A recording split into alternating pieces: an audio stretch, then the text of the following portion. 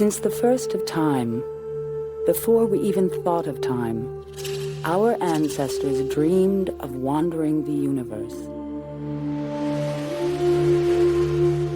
After years of longing, we finally ventured into the solar system, searching for signs of life, even for echoes of past civilizations. We claimed that we were looking for explanations. Perhaps we were really looking for a meaning beyond our lives. Now that we have gazed upon far-off worlds, we may have found our answer. Turning homeward, passing more familiar heavenly neighbors, we now see ourselves in ways our ancestors never could have imagined. Finally aware that this is where our voyage ends. This is where our journey of discovery must begin.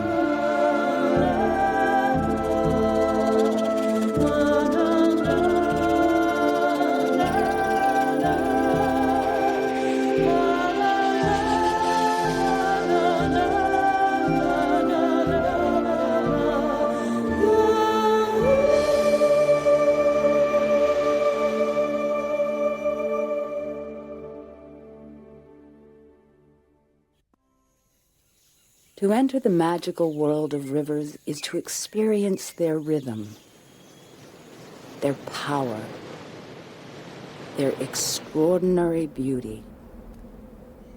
Though many rivers look lush and robust, they are in fact fragile and delicate environments. From high above, space-age information discovers newly emerging patterns of environmental change. Virtually every major waterway in the world is under attack. Please join us now as we journey to 4 great river systems. Along the way, we will learn that the story of rivers is the story of unexpected, unstoppable change, the type of change that controls the destinies of the Mekong, the Amazon, the Jordan, and the Mississippi.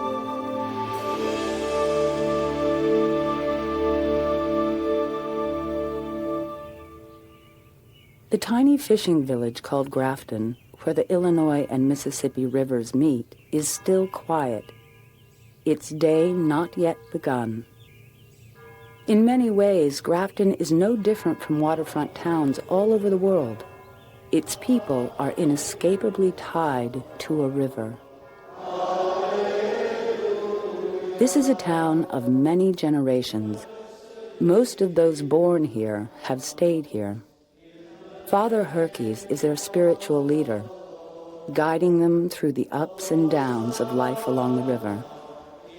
Since its founding more than 150 years ago, the people of Grafton have had their share of tough times. In the beginning, they learned to endure the seasonal high waters of the Mississippi. It was no more than an inconvenience, a spring ritual. But then the river began to change. The year was 1927. All along the Mississippi, floodplain cities were inundated, farms and industries destroyed, transportation paralyzed. Over 600,000 people became homeless.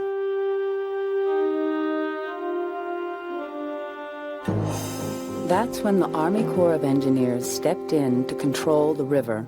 They started by building a series of locks, dams, and thousands of miles of levees, parallel mounds of earth and concrete sometimes 25 feet high. It was an enormous and innovative project. Nothing like it had ever been attempted before. They were fighting to keep the livelihood of the floodplain farmers from washing away.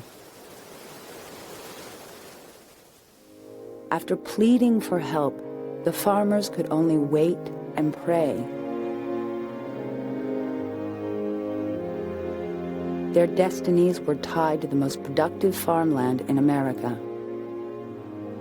It was all they had, and without help, They knew they were doomed. Today, computer-generated maps help us look at the vast part of the continent they were trying to protect. Shaped like a funnel, with the Rockies rising to the west and the Appalachians on the east, the Mississippi River Basin drains 31 states and 2 Canadian provinces. This was the battleground in the fight between the Corps of Engineers and the river. But the end result was never clearly envisioned, and the final cost was enormous. Gone are irreplaceable breeding grounds and habitat for plants and animals. Gone are aquatic ecosystems that cleanse the river's water. Gone are woodlands that eased the burden of floods. Today, more than 60% of the floodplain wetlands and forests have simply disappeared. In their place are 2,200 miles of levees protecting millions of acres of rich farmland and hundreds of riverfront cities. But was the battle really won? There are no clear answers. For years, the people of Grafton saw themselves as winners. Jim Beasley has fished Grafton's fertile waters since he was a boy. It's a proud family tradition he hopes to pass on to his children. Well, just being your own boss and being out in the fresh air and sunshine and the excitement of catching a few fish once in a while. And the river kind of gives you a boundary too. That's as far as you go. I can't imagine somebody living out in the desert or up in the mountains where you don't have a river. For the people of Grafton, life on the Mississippi seemed perfect. They rarely thought about the vulnerability of their shoreline. Then a strange thing happened. The year is 1993. An almost never-ending series of storms stalls over the upper Mississippi Basin. For months, the rains keep coming. Though this weather pattern is unusually severe, the actual amount of rainfall along the Mississippi hasn't really changed over the past 90 years. What has changed are the wetlands, which are now carpeted with concrete and asphalt, accelerating runoff and flooding. By early spring, the land can't absorb any more rain, and the river starts to rise. No one expects it to get worse, but it does. Jim Beasley is forced to pull in his fish traps in mid-June, when the upper Mississippi is closed to all traffic. Satellite images help scientists keep a focused eye on the unfolding drama. As the water rises, a massive levee system struggles to protect the city of St. Louis from the flood. Near Grafton and the surrounding communities, farmland that once separated the Illinois and Missouri rivers from the Mississippi slowly becomes an inland sea. In a final act of desperation, floodplain communities reinforce their final line of defense. August 1st dawns warm and sunny. Volunteers continue sandbagging.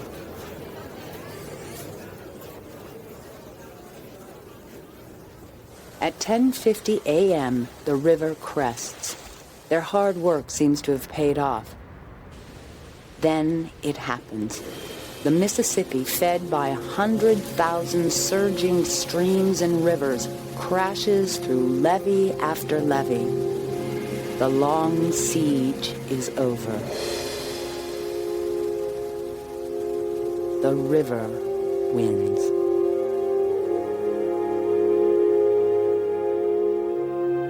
Grafton's main street joins the Mississippi.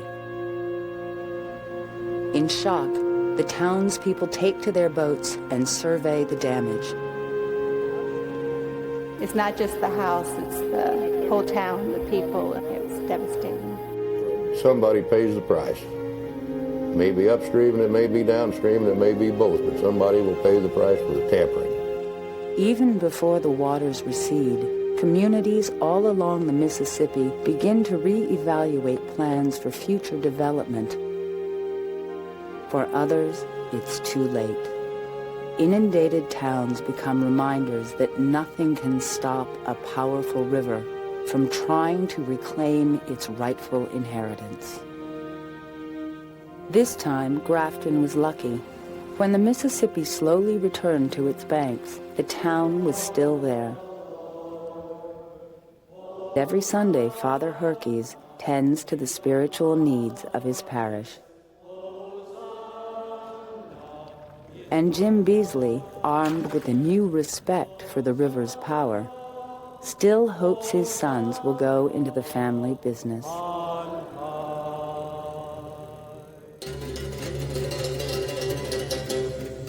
4,500 miles to the south of Grafton, the lives of the Brazilian spear fishermen of São Miguel are also governed by the pulse of a great river, the Amazon.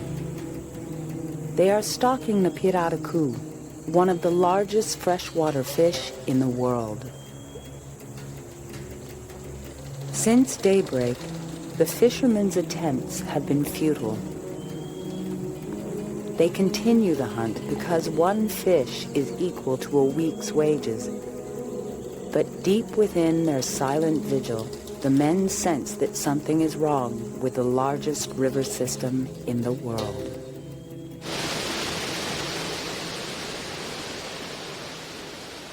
The Amazon River is enormous.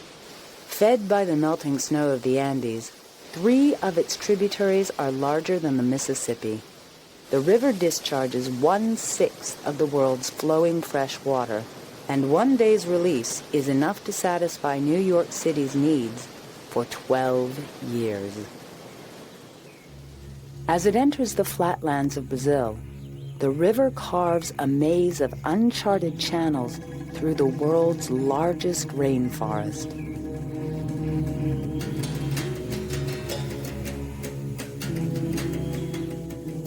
This is the primeval Amazon,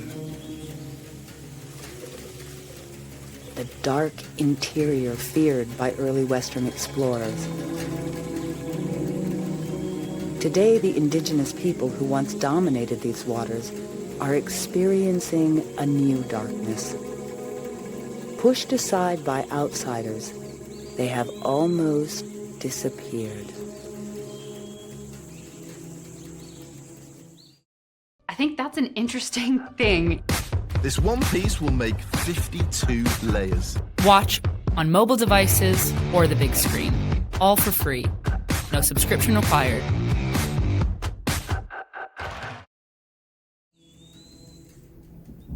Every year, the Amazon undergoes a major transformation. For 6 or 7 months, dense tropical rains dominate the landscape. As the river rises, satellites map the yearly cycle of water vapor circling the Earth. The whitest areas indicate severe thunderstorms. A pattern of intense activity emerges over the Amazon basin of South America. For 6 months each year, rain is the driving force of the river. There are no vast engineering projects here, so the river is free to invade the floodplains with as much as 30 feet of water. Such a deluge would torment the people of Grafton, but here along the Amazon, these yearly floods are a blessing. They give birth to an enchanting underwater forest. Fish swim among the trees, snatching insects or fruit from limbs normally high above the forest floor.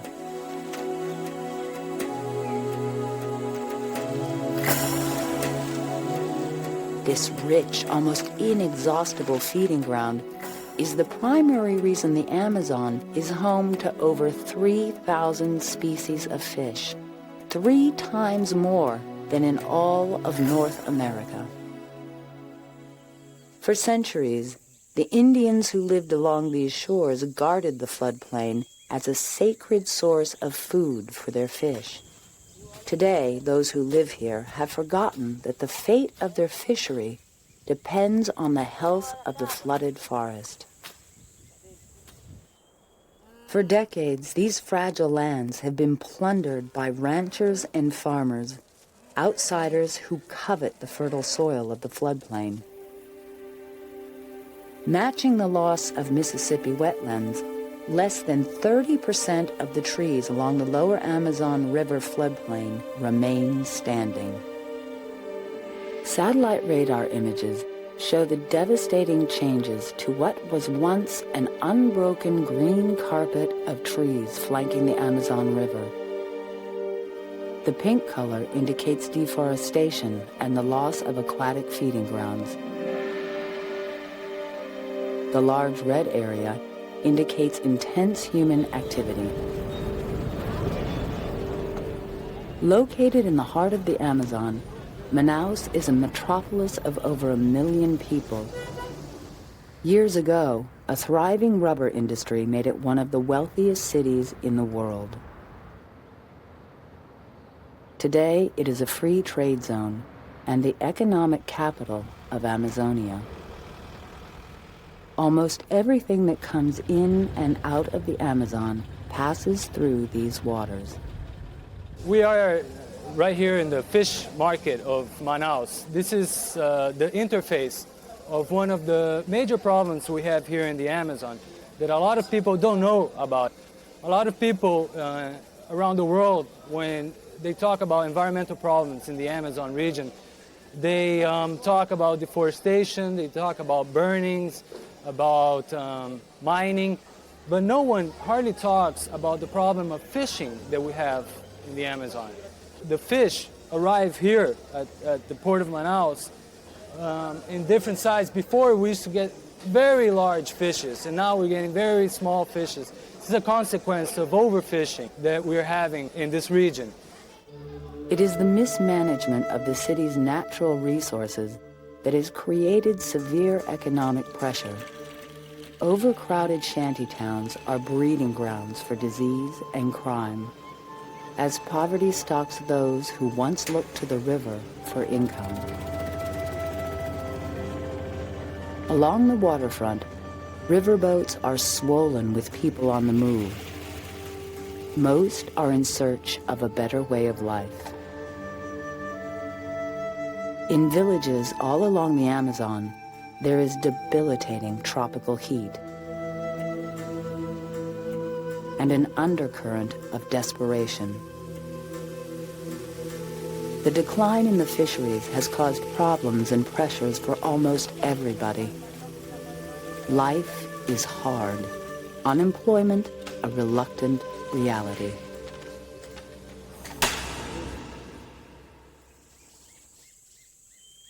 Nuevo Arau, the largest boat-building community in the Amazon. 3 years ago, Francisco do Silva Bentes and his family moved here from the slums of Manaus in search of prosperity. Today, they barely get by. The town's sawmill is almost idle, as the demand for fishing vessels declines. Ironically, the source of their lumber is the deforested floodplains. They were once thriving commercial fishermen, but now they work the waters alone or with a neighbor. Their primary objective is not to earn a wage, but simply to keep hunger away from their tables. The dream of a better life seems so far away. 500 miles downstream, however, the fishermen of São Miguel are doing better. Their patience finally pays off. Quickly converging on their prey, they will share the prize. Because of newly acquired resource management skills along this part of the river, this year's catch has actually increased. The fishermen of São Miguel bring their pirarucu to the largest market on the lower Amazon. We're here in Tampering, 500 miles upstream from the mouth of the Amazon River, about partway between Belém and Manaus. And right now we're at the Tablado, which is one of the local fish markets. And you see behind me here fishermen, mostly subsistence or small-scale artisanal fishermen, who live on the floodplain and come here a couple of times a week to sell fish. We've done some studies on the fisheries in this region, and we found that the lake fishery here is twice as productive as the fishery in some of the other communities in the area. And this is a function of the management system. Toby McGrath's study of freshwater fisheries has led him to the remote villages of the lower Amazon. We're here in the community of Ilha de São Miguel, which is a community of about 35 or 40 families on a small island of the same name in the middle of the Amazon River. These guys are smallholders mostly, mixing activities like agriculture, fishing, and small-scale animal husbandry, mostly chickens, pigs, and some cattle. This is the time of year when agricultural activity gets going. The first crops are being harvested at this time of year. The fishing has gotten very productive. A lot of seasonal migrations of fish upstream occur at this time of year. And as the lakes contract with the dry season, the fishing in the rivers themselves gets more productive. São Miguel is a major success story. Its fishery has now been completely revitalized. Farmers and ranchers were encouraged to work together to preserve the integrity of the floodplain forest. The problem of a dwindling pirarucu population was solved by controlling the catch, by having the fishermen return to the traditional ways of their ancestors. Once each month, the children of São Miguel gather outside so their classroom can become a meeting place for the community's leaders. This is the kind of meeting they have once a month, and it's here that the basic issues, the day-to-day issues, and the major issues of the community are addressed. For example, fisheries issues, conflicts, people breaking the fisheries regulations that the community establishes.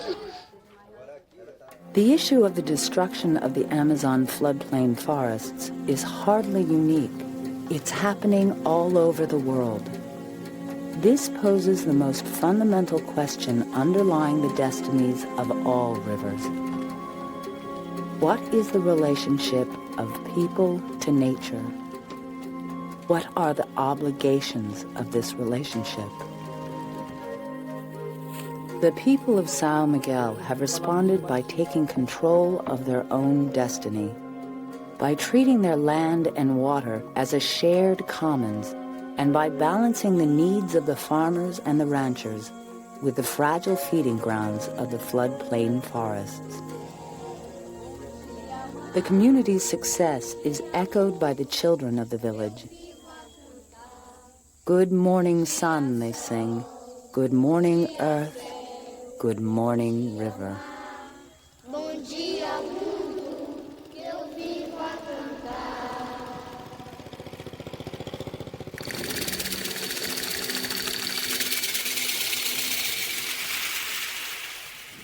Unlike the Amazon, there is a place in the world where the quest for water is never ending.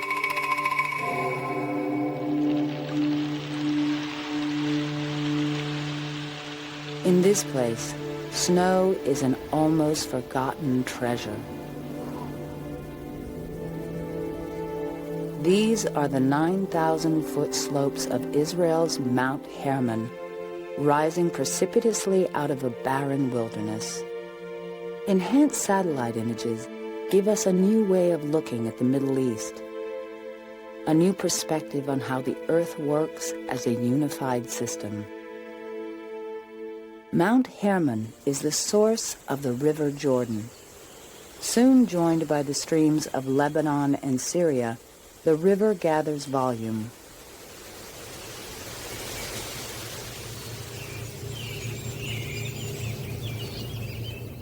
When the Jordan finally enters the legendary Sea of Galilee, it is almost 700 feet below sea level. The lake is also a reservoir, supplying 1/3 of Israel's water needs. Looming above the Galilee are the Golan Heights. From space, the commanding military position of the Golan Heights is immediately clear. Syria's threat to divert the waters of the Jordan was one of the reasons for the 1967 Arab-Israeli War. With victory, Israel claimed the heights and won complete control of the Jordan River and the Sea of Galilee. Today, very little of the lake's precious water is allowed to escape. What little that is released into the lower Jordan River winds slowly through isolated farms, all competing for the sustaining waters of the same thin blue line. The Jordan River ends its 120-mile journey at the Dead Sea.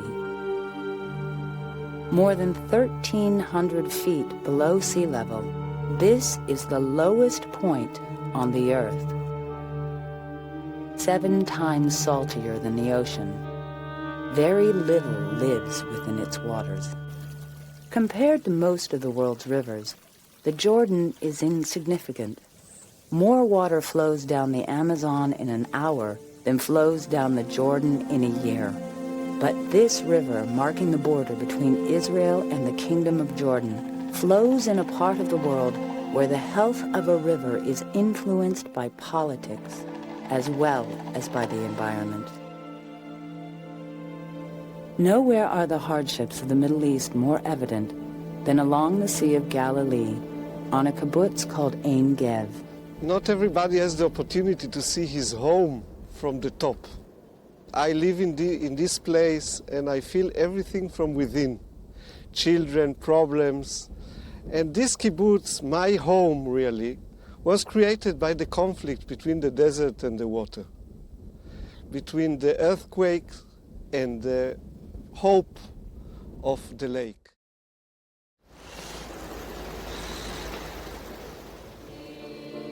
"60 years ago, the people of Ein Gev had a dream that they could turn their desert into a garden. It really wasn't all that long ago, less than a lifetime. Today, these pioneers have good reason to celebrate. Despite years of hostility and political unrest, they have literally made the desert bloom. Like their biblical forefathers, the people of the kibbutz learned to work the waters of the Sea of Galilee. In the beginning, they were tempted by the abundance of fish and almost depleted the lake, but they eventually saw their error. Today, the size of their catch is carefully managed and supplemented by an expanding fish farm industry. This perhaps reflects the whole creation. A small lake, besieged by the mountains, a danger of desertation, and in the north, the very far north, a hope of winter.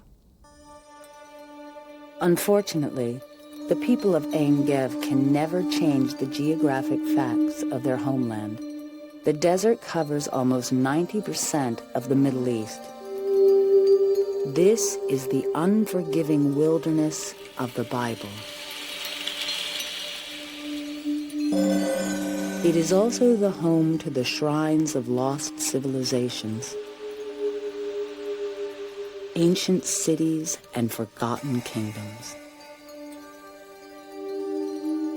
Once, over 2,000 years ago, parts of the desert were lush, when the Nabatean tribes found ways to support tens of thousands of settlers on very little rain. But over the centuries, these ancient technologies were lost. Recently, scientists discovered their secrets. We are standing here in the ruins of the old city of Avdat. This city was built originally by the Nabateans, a tribe that lived in this area from around 300 BCE to 100 and 200 our era. The Nabateans were known for their abilities for collecting water, not only now for drinking water, but also water for agriculture in the lower parts of the Wadi. The Nabateans discovered that the desert soil had an unusual property. When it rained, the soil formed a hard crust that allowed water to be channeled into cisterns. With as little as 1/5 of an inch of rain, the equivalent of 10 inches could be collected. Unfortunately, the water collecting methods of the Nabateans is no longer adequate to sustain the exploding population of the Middle East. Amman is the sprawling capital of the Kingdom of Jordan.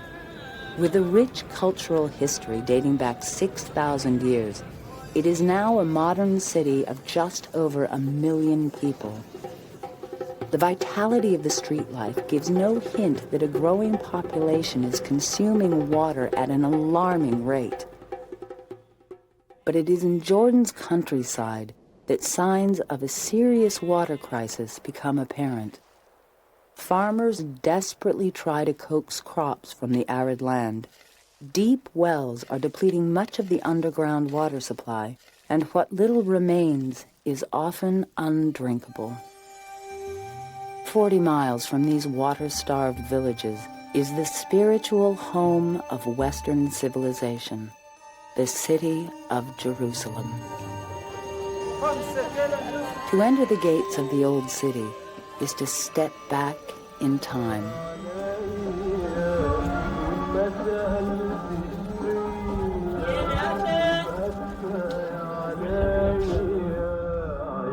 For thousands of years, the Holy Land has suffered the stings of political fervor.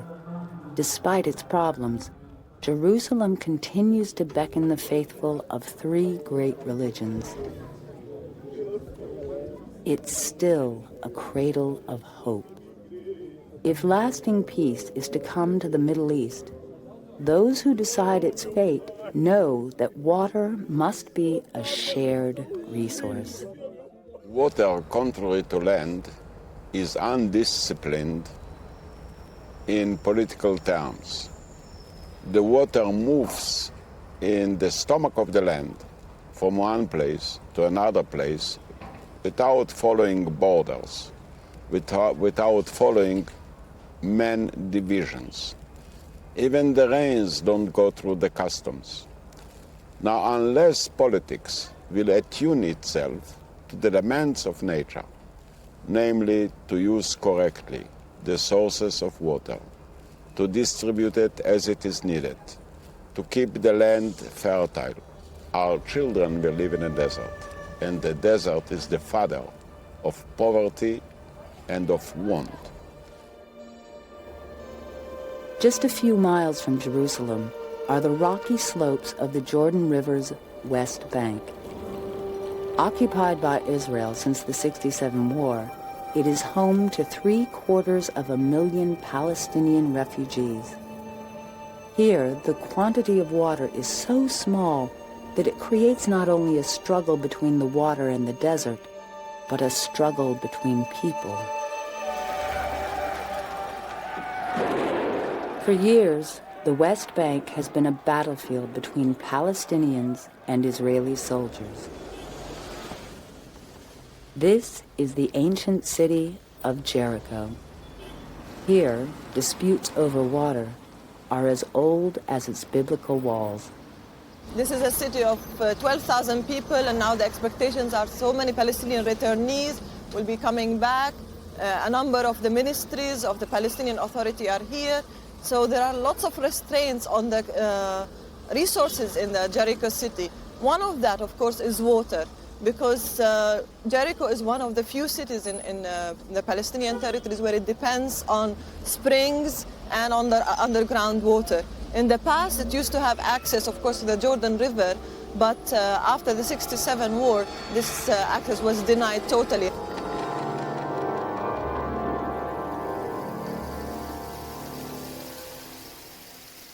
This is Ain Sultan Spring. It's one of the most ancient sources in Jericho. Water here is very important for all people. You can read about it repeatedly in the Quran, in the holy book for Muslims. It's mentioned by Prophet Muhammad. From water comes everything that is alive.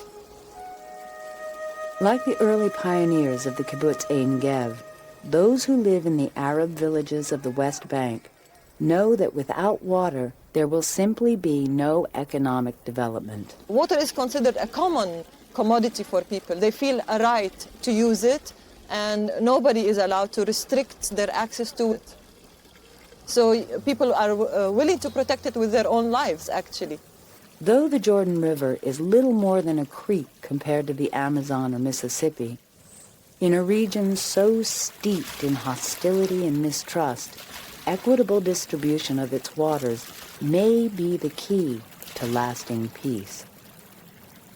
We have to provide our children with the flow of water as a promise for their future, and not to look anymore upon water as upon a gun or a plane or a tank.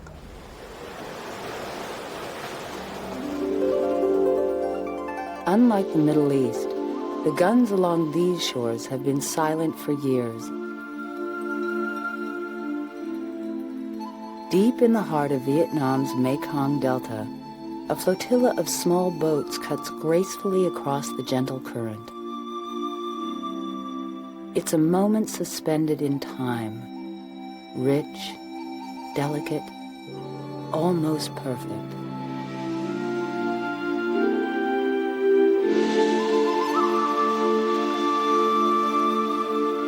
Guided by first light, each morning Dao Han carries commuters across the Mekong River.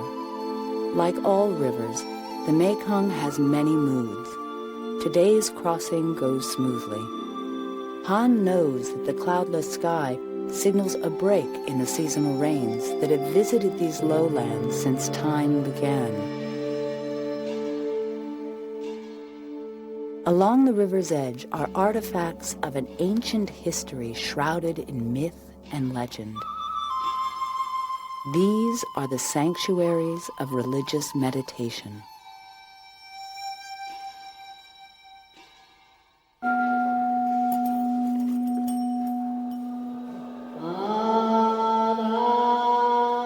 To cope with the mysteries of nature, the Vietnamese have always prayed to their ancestors for guidance. Who knows what their prayers might be today if they knew that change is threatening their precious way of life, their beloved river. 15 million Vietnamese live in the tropical wetlands of the Mekong Delta. Theirs is a world of water. The canals are their avenues, the irrigation channels their back alleys.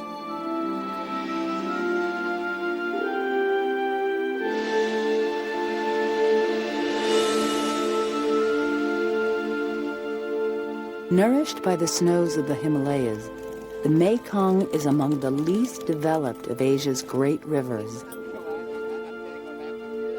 Yet it sustains people from 6 nations. Since ancient times, the wetlands of the Mekong Delta have acted like sponges, storing and slowly releasing high water during the monsoons, making it ideal for cultivating rice.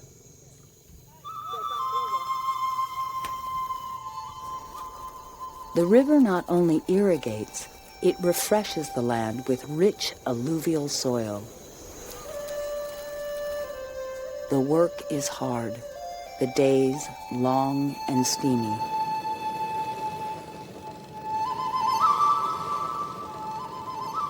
But the land is so naturally fertile that Vietnam has become one of the world's leading exporters of rice.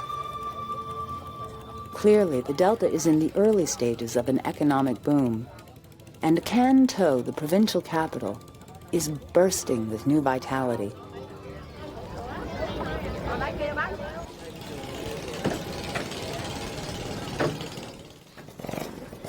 Each morning, thousands of people gather along the river to buy and sell the readily available goods that were once so scarce. New trade pacts between Mekong River nations have made this possible. In many ways, the Mekong is similar to the Jordan River. Both rivers run through several countries, each with a different economic and political agenda. Mekong River is also an important concern for the development of Vietnam because Vietnam occupies only the lower part of the Mekong. A lot of development activities have recently happened in the upper part of the Mekong, like reservoirs for electric production, reservoir for irrigation. But recent upstream river engineering has also resulted in deforestation.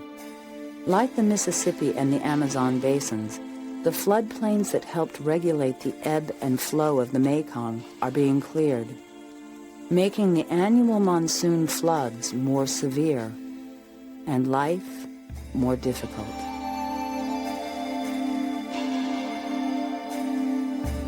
For the fish farmers living near the ocean, the dry months present an even more serious problem.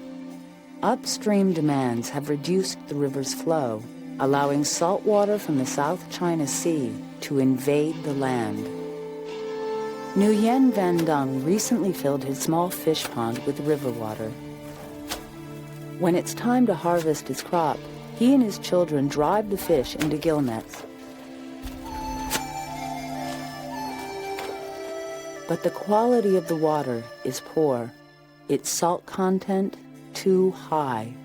The family's harvest is meager. To ease the growing problem, fresh water is now pumped from upstream locations into the farms of the lower delta. This has brought an uneasy truce with upstream development, giving the 6 Mekong River nations desperately needed time to develop strategies for coping with the environmental threats that always accompany an increase in population. The silt-brown river also nourishes one of the largest river fisheries in the world. For the people of the delta, fish is the primary source of protein. Not far from the Cambodian border, Ha Hei Wan sells shrimp in a local fish market. She does well, earning about $100 a month for her labors. At noon, Juan leaves her stall, buys a few provisions, and returns home to prepare lunch for her family. The shrimp business is merely a sideline. For her, prosperity literally begins at home, as it does for the other 600 houseboats moored along the river. These are the fish farmers of Chao Doc. In large cages beneath Ha Hei Wan's home are 10,000 catfish. Her husband Tran and their children must feed the fish once a day for 8 months, until they are big enough to harvest. The process of preparing fish food takes hours. Each farmer has his own secret recipe. Tran uses a combination of vegetables and rice bran.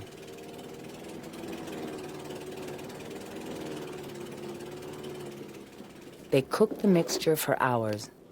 When it's ready, they open a trapdoor in the middle of their living room and initiate a feeding frenzy.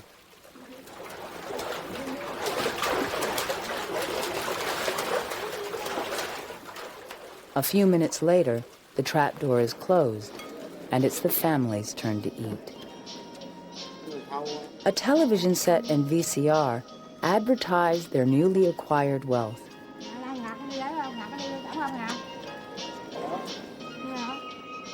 In a country where the average yearly wage is under $500 per person, last year, Juan and her husband earned $4,000.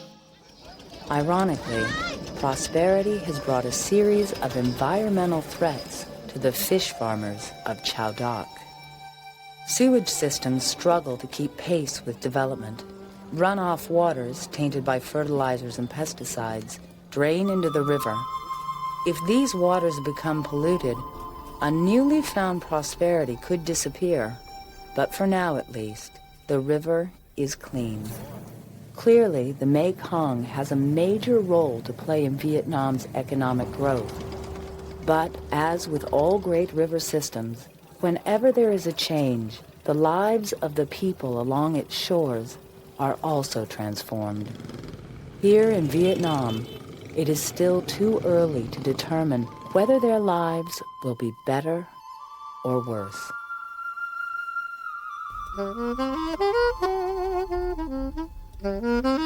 Unlike the villages along the Mekong, the Delta city of New Orleans owes its very existence to the engineering transformations of its great river, the Mississippi. Surrounded by water and wetlands, the city is ringed with a levee system that has been under construction for almost 300 years. Much of New Orleans lies below sea level. Without its 20-foot walls, the city would be devastated by periodic floods or a major hurricane. Not very long ago, New Orleans almost became a backwater swamp when the Mississippi River showed signs of naturally changing its course. If the river was allowed to carve a new path to the Gulf of Mexico away from New Orleans, the port would become a dry dock. Once again, the Corps of Engineers was called in, this time to prevent the river from changing course. Their intentions were sincere, and no one questions that New Orleans had to be saved. But as the citizens of Grafton learned, the Mississippi can drive a hard bargain. I'm sitting next to the Mississippi River in New Orleans, about 100 miles from where the river discharges into the Gulf of Mexico. And I'm surrounded by things that have been brought down here by the river. On my right is a pile of mud, inside of which there are undoubtedly pieces of Montana, pieces of upstate New York, pieces of Minnesota, West Virginia, all the states that are drained by the Mississippi. This mud was brought in here on the last high water and left here, and you can see that it's beginning to gully on the edges because the river is gradually working it out of here, and come the next high water through here, it'll be flushed out of here and out into the Gulf of Mexico. In the past, the sediment-laden waters of the Mississippi were free to flow across the marshes of the Louisiana Delta. Over time, the thick alluvial soils became fertile farm and ranch lands. The coastal marshes and wetlands became prime breeding grounds and nurseries for birds and animals. Now scientists tell us that the levees are causing Louisiana's coastal wetlands to fall apart. Just a few years ago, this bay was a sugar beet farm. This marina, a pasture for grazing cattle. What would be happening in this area if we hadn't got levees all along the sides of the Mississippi River? Over the next couple of 100 years, the Mississippi River would be building a new delta out into this area. By building the levees along the sides of the Mississippi, we've effectively excluded that expectation for areas like this, and really the future is just for it to turn to open water.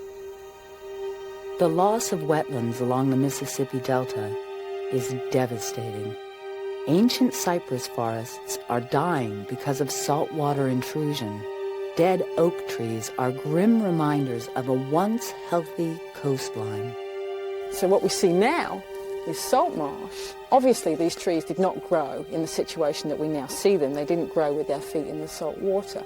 So they really are very good indicators of environmental change, and also really of environmental change on the human kind of timescale. It is a serious abuse of a river system when each year over 25 square miles of Louisiana coastland are washed away. You know, if a foreign country was invading the United States and it was taking 5 or 10 square miles a year, nothing would be spared to stop that foreign country from taking the land.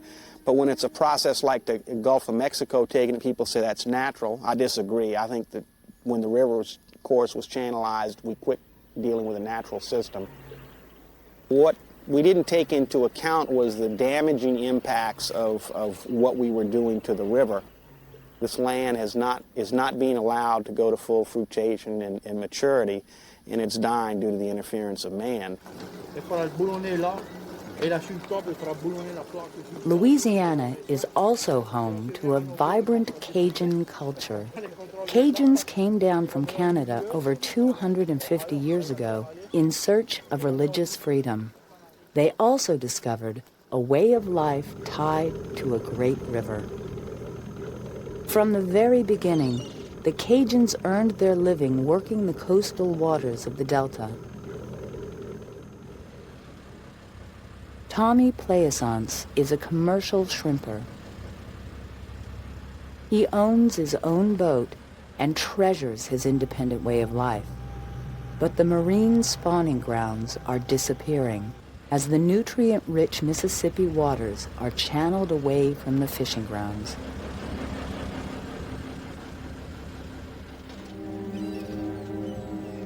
On some days, his nets bring up barely enough shrimp for him to break even. Lately, the bayous have become watery graves for an industry in peril. Also in jeopardy is the Cajun culture. The Mississippi River and the land that it has produced and formed here in South Louisiana has allowed the culture that's developed out here, the Cajun culture, mixed in with a lot of other cultures, to thrive as it changes, as we lose the wetlands and our people can't make as good a living fishing as they did before. They have to look at other ways of making a living, and that inherently changes the culture of the area. Tomorrow, Tommy Plaisance will be back on the water. Shrimping is what he loves. It's what he does best. Tommy Plaisance is no different from the fishermen of the Amazon, the Jordan, the Mekong, and the upper Mississippi. The quality of their lives is controlled by the destiny of their rivers. We've put the levees on the Mississippi River to stop people flooding and to maintain navigation. We didn't understand what the consequences of it might be. Now that we do understand those consequences, we need to take that lesson and apply it elsewhere and not make those same mistakes again. Fortunately, scientists are beginning to understand how the Earth works as a unified system.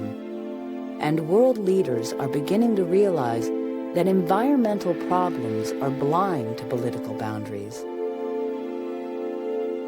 What we have to do is to replace the fire of hatred with the water of existence.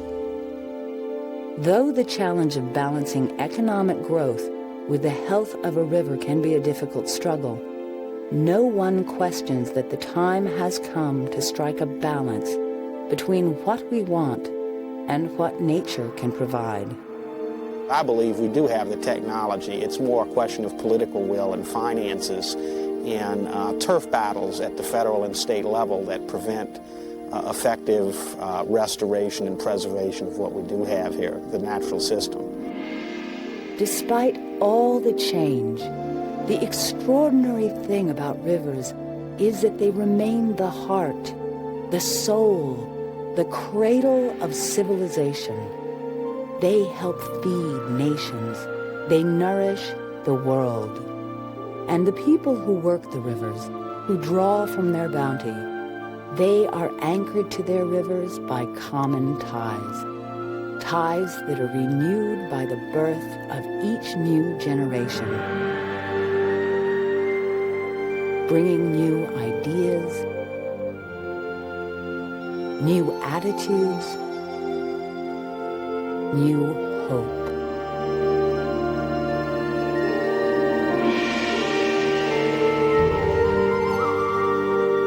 Planet Earth. This is our home. This is where our journey of discovery must begin.